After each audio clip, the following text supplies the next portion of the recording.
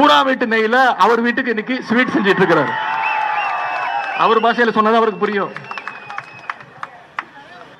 முதலமைச்சர் ரீல்ஸ் போடுறாரு, அமைச்சர்கள் ரீல்ஸ் போடுறாங்க, சட்டமன்ற உறுப்பினர்கள் ஸ்கூலு, ஹாஸ்பிட்டலு, ஏன் பாத்ரூம் டாய்லெட் கூட விட்டு வைக்கிறது இல்ல, உள்ள போய் ரீல்ஸ் போட்டுக்கிட்டு இருக்கிறாங்க. திருட்டு லாட்டரி விற்கிற ஒரு அமைச்சர், திருட்டு விசிடி வித்த ஒரு அமைச்சர், பிளாக்ல டிக்கெட் விற்கிற ஒரு அமைச்சர், உருட்டு கட்டையிலோட சுத்திக்கிட்டு இருக்கிற ஒரு அமைச்சர், எல்லாத்துக்கும் மேல போதை பவுடர் அமைச்சர். எங்க தண்ணி வருதோ இல்ல அங்க தண்ணி வரணும். காவிரி சொன்ன இவரு கர்நாடக முதலமைச்சரை பார்க்கறது இருக்கட்டும், முதல்ல நம்ம ஊர் விவசாயிகளை உங்களை பார்த்தாரா? உங்களுடைய கோரிக்கைகளை கேட்டாரா? இன்னைக்கு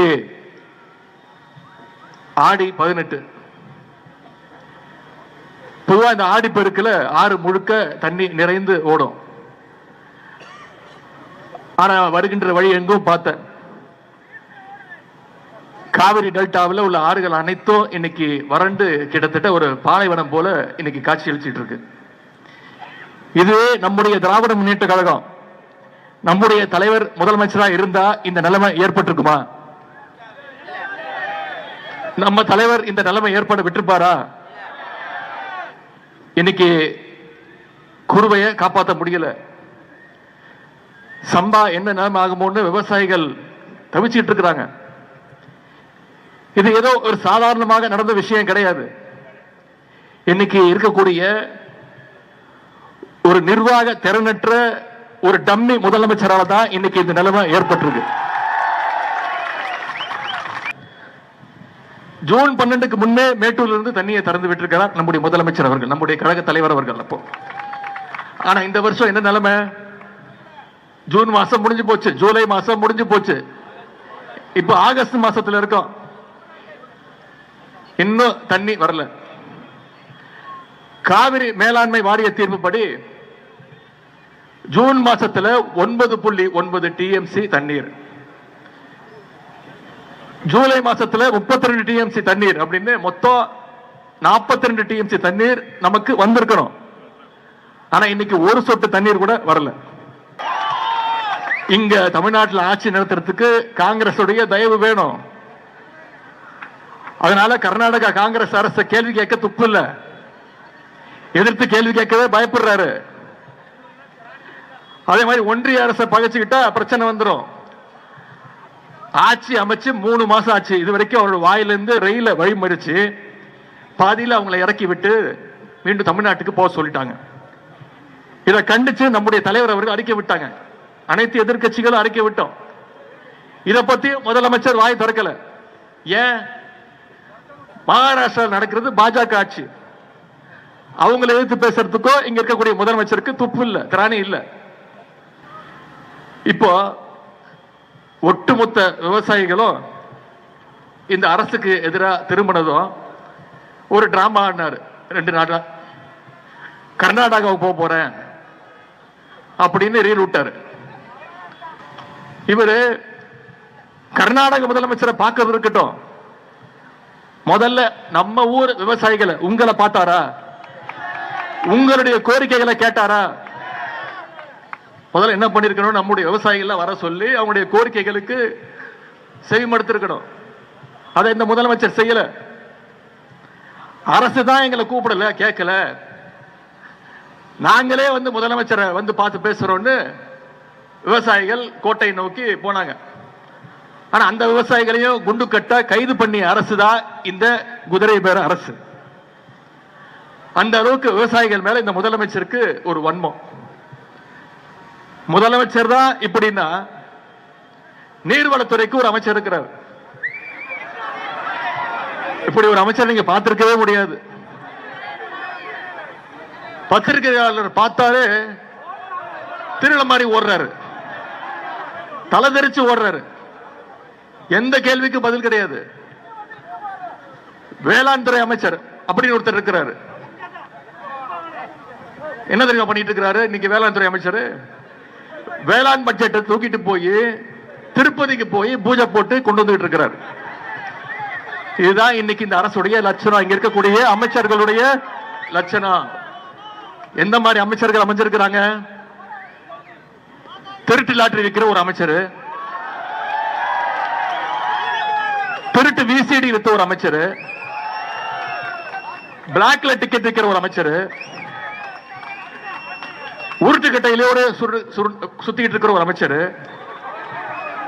எல்லாத்துக்கும் மேல போதை பவுடர் அமைச்சர். இப்படி மொத்த கேபினட்டுமே ஒரு ஜோக்கர் கூட்டமாக இன்னைக்கு தமிழ்நாட்டில் அமைஞ்சிருக்கு. இந்த ஆட்சியில முதலமைச்சர் ரீல்ஸ் போடுறாரு, அமைச்சர்கள் ரீல்ஸ் போடுறாங்க, சட்டமன்ற உறுப்பினர்கள் ஸ்கூலு, ஹாஸ்பிட்டலு, ஏன் பாத்ரூம் டாய்லெட் கூட விட்டு வைக்கிறது இல்ல, உள்ள போய் ரீல்ஸ் போட்டுக்கிட்டு இருக்கிறாங்க. 2 நாளா நீ பார்த்திருப்பீங்க, 2 அமைச்சர்கள் அவங்களுடைய மாவட்டத்தில் இருக்கக்கூடிய பள்ளிகளுக்கு போய் அங்க இருக்கக்கூடிய குழந்தைகள் எல்லாம் வெளில வர சொல்லி அவங்களுடைய கட்சி பேரை கோஷம் போட சொல்லி அதை ரீல்ஸ் எடுத்து போட்டுக்கிட்டு இருக்காங்க. இத மாதிரி ஒரு கேடுகெட்ட ஒரு ஆட்சியே தமிழ்நாடு இதுவரைக்கும் பார்த்ததே கிடையாது. சென்ற மாதம் தொலைக்காட்சி செய்திகள் நீங்க பார்த்திருப்பீங்க, தென்காசி பக்கத்துல ஒரு நெல் கொள்முதல் நிலையத்தில் நெல் மூட்டைகள்லாம் தீப்பிடிச்சு எரிஞ்சிட்டு இருக்கு. அங்க போன தாவேகாவுடைய ஆளுங்கட்சியுடைய ஒரு மாவட்ட செயலாளர் என்ன தெரியுமா பண்றாரு? 4 கேமரா எடுத்துட்டு போய் செட் பண்ணி அதை படம் பிடிச்சு பேக்ரவுண்ட் மியூசிக் போட்டு அதை எடுத்து ரீல்ஸ் போடுறாரு. இப்படி ஒரு ரீல்ஸ் போடுற ஒரு அரசை தமிழ்நாடு இல்ல, இந்தியாவே இதுவரைக்கும் பார்த்தது கிடையாது.